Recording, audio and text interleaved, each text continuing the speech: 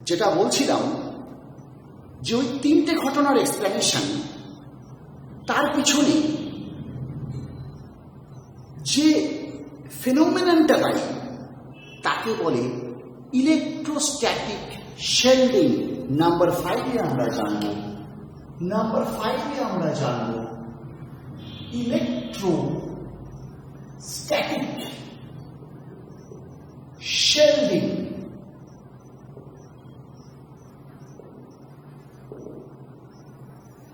ঠিক কাকে বলে ইলেকট্রোস্ট্যাটিক শেল্ডিং সেটা আগে আমরা একটু জেনে নিই। ধরে নাও তোমরা এবার কেউ ড্রয়িং করবে না, আগে আমি ড্রয়িং করব। আমি ড্র করার পর সেই ড্রয়িংটা মুছে আরেকটা ড্রয়িং করব। সেকেন্ড ড্রয়িংটা তোমরা আমার সাথে করবে। চলো শুরু করি তাহলে যেটা বলছি। ধরে নাও একটা স্ফেরিক্যাল কন্ডাক্টর আছে, হলো কন্ডাক্টর। যে রিজিয়নে হলো কন্ডাক্টর আছে, আগে সেই রিজিয়নে অলরেডি একটা ইলেকট্রিক ফিল্ড ছিল। আই রিপিট, যে রিজিয়নে তুমি হলো কন্ডাক্টরটাকে প্লেস করেছো, সেই রিজিয়নে আগে একটা ইউনিফর্ম বা নন ইউনিফর্ম কোনো একটা ইলেকট্রিক ফিল্ড ছিল। চলো সেই ইলেকট্রিক ফিল্ডটাকেও তাহলে দেখিয়ে দেই। এই হলো সেই ইলেকট্রিক ফিল্ড যেটা আগে ছিল, যেটা প্রিভিয়াসলি যে ইলেকট্রিক ফিল্ডটা ছিল। যে ইলেকট্রিক ফিল্ড আগে ছিল সেটা ছিল এরকম। এখন হলো কি, তুমি হলো কন্ডাক্টরটাকে প্লেস করেছো। যেই তুমি হলো কন্ডাক্টরটাকে প্লেস করেছো, একটা ঘটনা ঘটলো। কি ঘটনা ঘটলো? তুমি দেখলে ফিল্ড লাইনসের প্যাটার্নটা চেঞ্জ হয়ে গেল। কিরকম? তুমি দেখলে আগে তো ফিল্ড লাইনসগুলো এরকম ছিল। তুমি সেই রিজিয়নে যখনই এই হলো কন্ডাক্টরটাকে প্লেস করলে, তুমি অবাক হয়ে গেলে যে ফিল্ড লাইনসটাই চেঞ্জ হয়ে গেল, ফিল্ড লাইনসের প্যাটার্নই চেঞ্জ হয়ে গেল। কিরকম চেঞ্জ হলো? তুমি দেখলে ফিল্ড লাইনস এরকম হয়ে গেল। আমি বলি, এই তো ছিল কন্ডাক্টর। তুমি দেখলে ফিল্ড লাইনসগুলো এরকম এসে পারপেন্ডিকুলারলি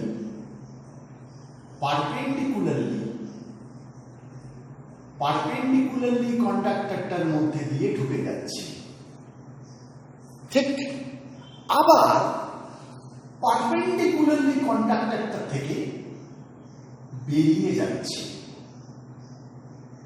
আবার পারপেন্ডিকুলারলি কন্ডাক্টরটা থেকে বেরিয়ে যাচ্ছে।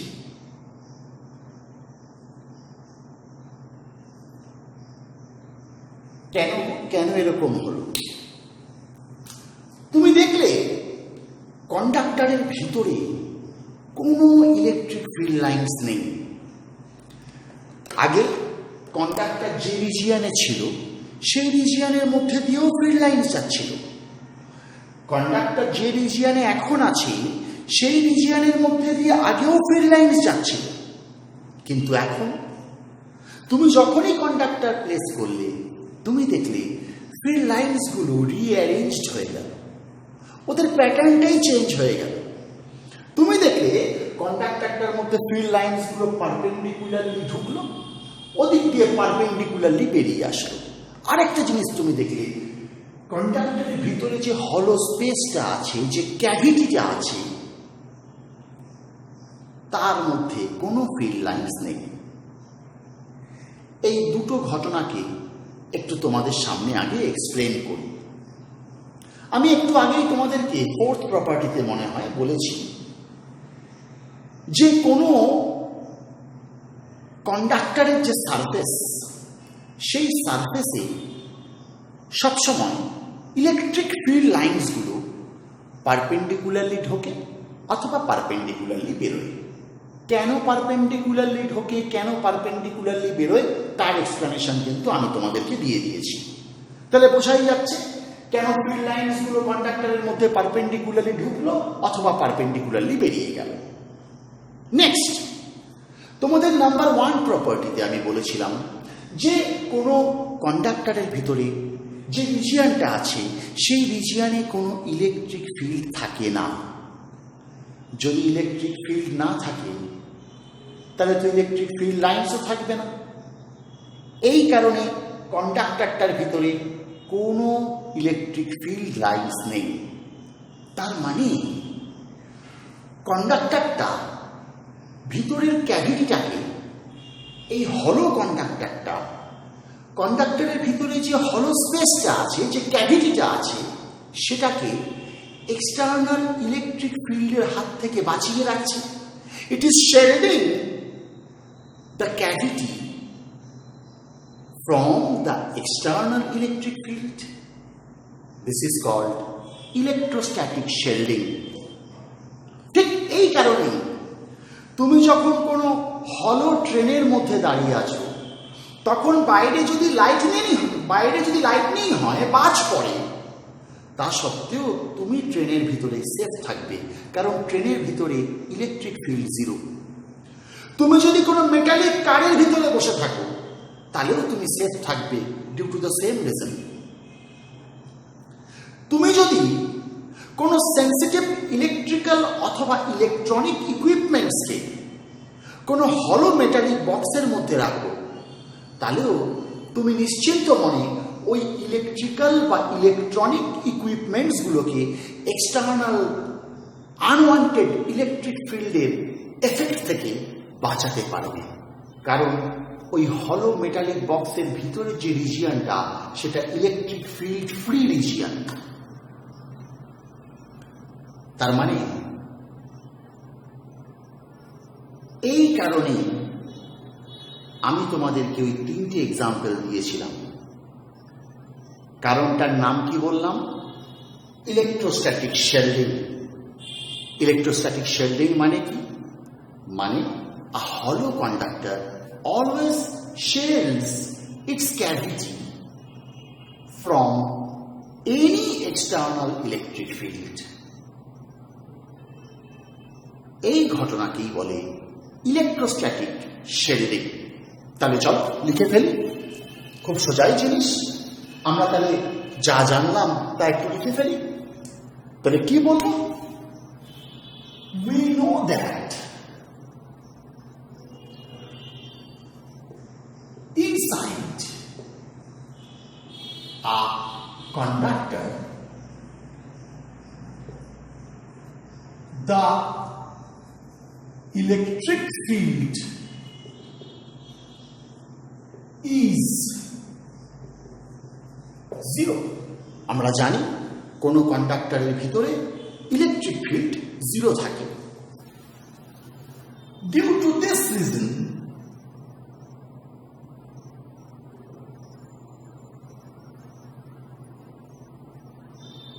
the cavity inside a hollow conductor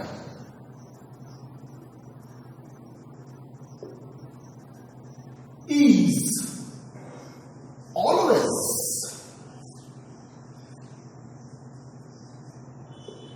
shielded from any external electric field, and this is called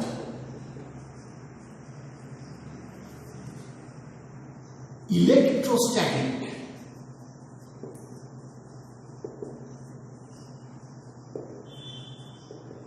shielding। এই ঘটনাটা কি বলে? ইলেকট্রোস্ট্যাটিক শেল্ডিং। তাহলে কি বললাম? We know that inside a conductor the electric field is zero. Due to this reason, the cavity inside a hollow conductor is always shielded from any external electric field, and this is called electrostatic shielding.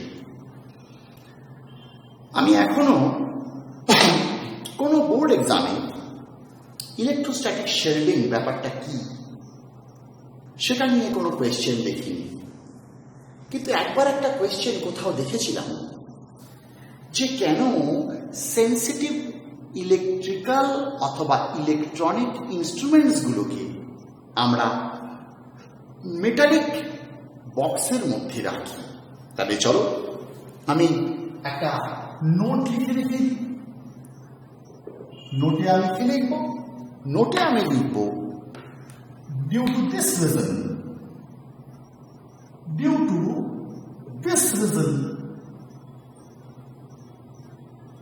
sensitive electrical or electronic equipments are kept inside hollow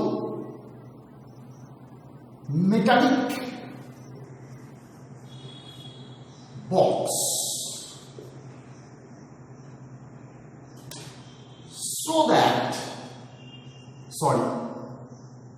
for remaining unaffected from any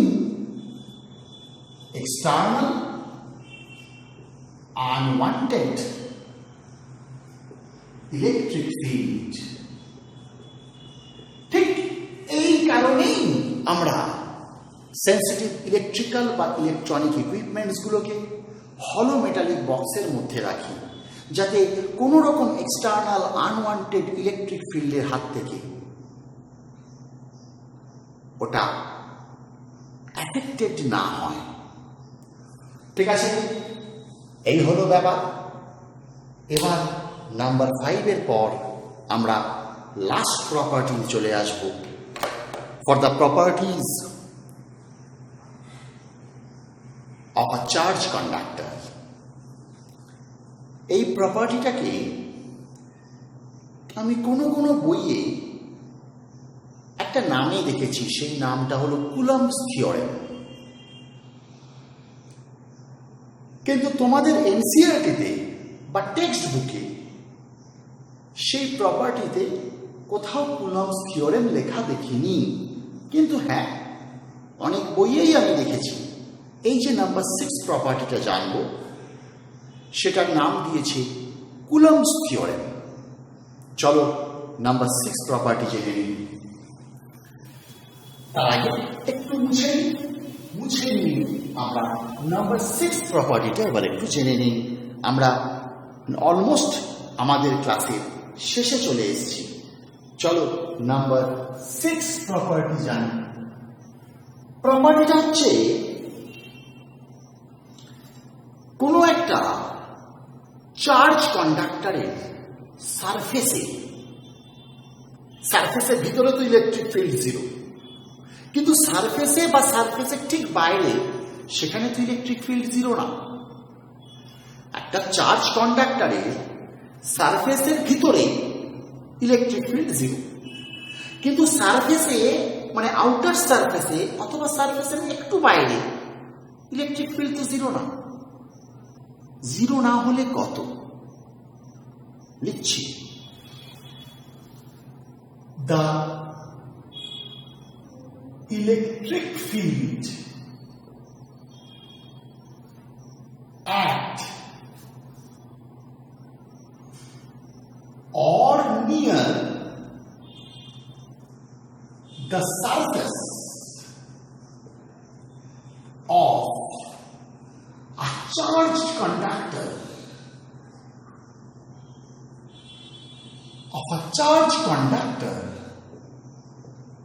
is E vector is equal to sigma by epsilon 0 into n cap। খুব important কিন্তু এই প্রপার্টিটা, এই যে প্রপার্টিটা বললাম, এই property কিন্তু খুব important property. এটা আমি এখনো অবধি সিবিএসইতে আসতে দেখেছি, আইএসসিতে আমি এই প্রপার্টি আসতে দেখিনি। কিন্তু এটা কিন্তু আইএসসির সিলেবাসেও আছে। তাই যারা আইএসসিতে পড়ছো তারাও কিন্তু এই প্রপার্টিটাকে খুব ভালো করে নোট ডাউন করবে। চলো আমরা শুরু করে দিই। ধরে নাও এটার প্রুফটা আমরা একটু শুরু করি, তোমরাও লিখবে প্রুফ। চলো, ধরে নাও একটা চার্জ কন্ডাক্টর আছে। এটা হলো চার্জ কন্ডাক্টরের সারফেস। একটা চার্জ কন্ডাক্টর আছে, এরকম চার্জ কন্ডাক্টর, ধরে নাও পজিটিভলি চার্জ কন্ডাক্টর। এটা হলো পজিটিভলি চার্জ কন্ডাক্টরের surface, surface of a charge conductor. ঠিক দেখেছো, চার্জটাকে কিন্তু কন্ডাক্টরের সারফেসের বাইরে দেখিয়েছি, ভিতরে কিন্তু দেখাইনি। এবার কি করলাম, এবার একটা pillbox shaped Gaussian surface consider করলাম। কি নাম বললাম? Pillbox, PILLBOX। Pillbox মানে আগেকার দিনে স্লিপিং পিল, ঘুমের ওষুধ খাওয়ার জন্য একটা ছোট্ট সিলিন্ড্রিক্যাল একটা বক্স ইউজ করা হতো। বক্স বললাম, ভুল বললাম, একটা ছোট সিলিন্ড্রিক্যাল শিশি ইউজ করা হতো, ওটাকে বলা হতো পিল বক্স। পিল বক্স মানে একটা ছোট সিলিন্ডার, স্মল সিলিন্ডার। আমি একটা পিল বক্স শেপড মানে একটা স্মল সিলিন্ড্রিক্যাল একটা গসিয়ান সারফেস কনসিডার করলাম। কোথায়? এই হলো পিল বক্স শেপড গসিয়ান সারফেস। তোমাদের মনে হতে পারে এটার লেন্থ কত? খুব কম। তোমার মনে হতে পারে বাবা এর লেন্থ এত কম, কোথায়? ডায়াগ্রামে দেখে তো বোঝা যাচ্ছে না যে লেন্থ কম। আমি তোমাদের যাতে দেখতে অসুবিধা না হয় তাই আমি একটু জুম ডায়াগ্রাম এঁকেছি, ম্যাগনিফায়ার ডায়াগ্রাম এঁকেছি, কিন্তু অ্যাকচুয়ালি এইটার লেন্থ ভীষণ কম, খুব কম। তুমি যত কম ভাবতে পারছো তত কম, তার থেকেও বেশি কম। এই pillbox shaped Gaussian surface যেটা আমি ড্র করেছি তার ক্রস সেকশনাল এরিয়া হলো DS। খুব ছোট সারফেস, ক্রস সেকশনাল এরিয়াটা। আমি ধরে নিলাম এই চার্জ কন্ডাক্টরটার সারফেস চার্জ ডেন্সিটি হলো সিগমা। সারফেস চার্জ ডেন্সিটি মানে পার ইউনিট সারফেস এরিয়া যত চার্জ থাকে তাকে বলে সারফেস চার্জ ডেন্সিটি। আমি ধরলাম সেটা হলো সিগমা। চলো শুরু করি। In the adjacent diagram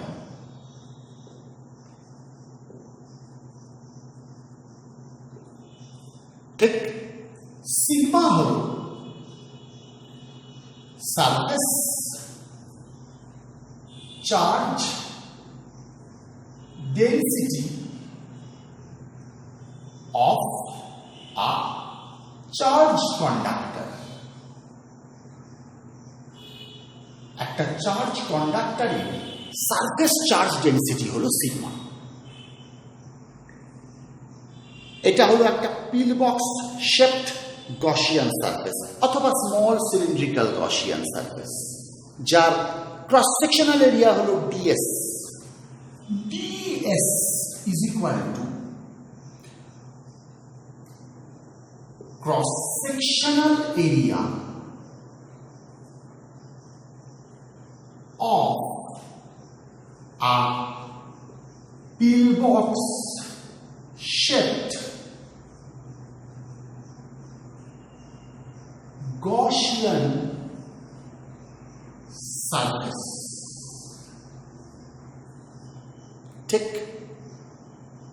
of small length, sorry, of small height, ঠিক। একটা জিনিস দেখতে পাচ্ছ, আমি যে ছোট্ট গসিয়ান সারফেসটা কনসিডার করেছি তার কিছুটা পোর্শন কন্ডাক্টরের ভিতরে কনসিডার করেছি, কিছুটা পোর্শন কন্ডাক্টরের বাইরে কনসিডার করেছি, ঠিক। ব্র্যাকেটে বলছি having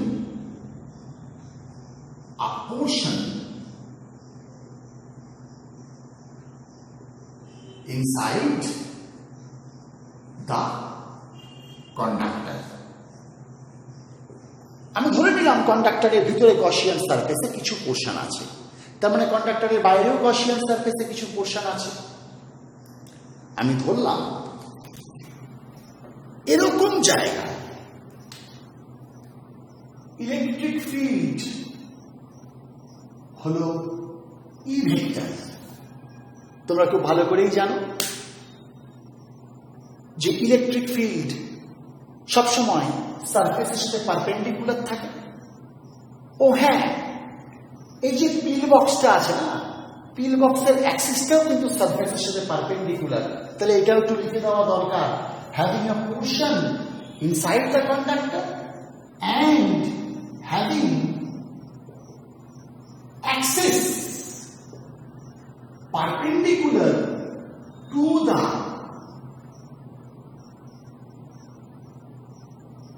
conductor's surface, এটাও লিখে দিলাম যে পিল বক্সের যে অ্যাক্সিসটা সেটা কন্ডাক্টরের সারফেসের সাথে পারপেন্ডিকুলার আছে। একটা জিনিস তো বুঝতেই পারছো,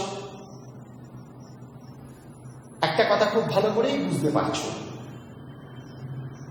যে পিল বক্সে এরিয়া কত বললাম, ক্রস সেকশনাল এরিয়া ডিএস, তার মানে ডিএস ভেক্টরটাও নিশ্চয়ই সিলিন্ডারটার অ্যাক্সিস বরাবর হবে, মানে কন্ডাক্টরের সারফেসের সাথে পারপেন্ডিকুলার হবে। বুঝতেই পারছো। এই অবস্থায় লক্ষ্য করো, যেদিকে ই ভেক্টর সেদিকেই DS vector. Now according to Gauss theorem, বলো গস থিওরেম অনুযায়ী আমি কি লিখতে পারি? এই যে পিলবক্স শেপ গসিয়ান সারফেস, তার মধ্যে দিয়ে ফ্লাক্স যাচ্ছে কোন দিক দিয়ে? এদিক দিয়ে যাচ্ছে। তোমাদের মনে হতে পারে কেন ইলেকট্রিক ফ্লাক্স এদিক দিয়ে যাচ্ছে না? একদম না, কারণ কন্ডাক্টরের এদিকে তো কোনো ইলেকট্রিক ফিল্ড নেই, ভিতরের দিকে তো কোনো ইলেকট্রিক ফিল্ড নেই, যা ইলেকট্রিক ফিল্ড বাইরের দিকে আছে। মনে আছে তো, আমি বলেছিলাম। তারপরে শুধুমাত্র ফ্লাক্স এদিকেই যাচ্ছে। ই ভেক্টর ডট ডিএস ভেক্টর, এই ফ্লাক্স যাচ্ছে কন্ডাক্টরটার মধ্যে, পিল বক্সটার মধ্যে দিয়ে এই ফ্লাক্সটাই এদিকে বেরোচ্ছে। পিল বক্সের এদিক দিয়ে কিন্তু কোনো ফ্লাক্স বেরোচ্ছে না, কারণ কন্ডাক্টরের ভিতরে তো কোনো ইলেকট্রিক ফিল্ড নেই। ইজ ইকুয়াল টু পিল বক্সের মধ্যে দিয়ে যে ফ্লাক্স বেরোচ্ছে সেটা হচ্ছে E vector dot DS vector, এইটা is equal to 1/ε0 sigma DS.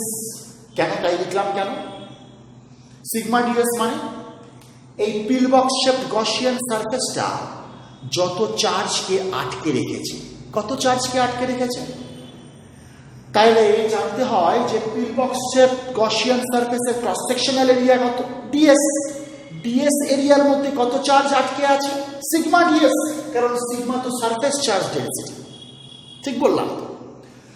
এই পিল বক্স শেপ গসিয়ান সারফেসটা লক্ষ্য করো, কন্ডাক্টরের সারফেসের একটা এরিয়াকে আটকে রেখে দিয়েছে। তো ওই এরিয়াটার মধ্যে কত এরিয়াকে আটকে রেখে দিয়েছে? ডিএস এরিয়াকে আটকে রেখে দিয়েছে। ওই এরিয়ার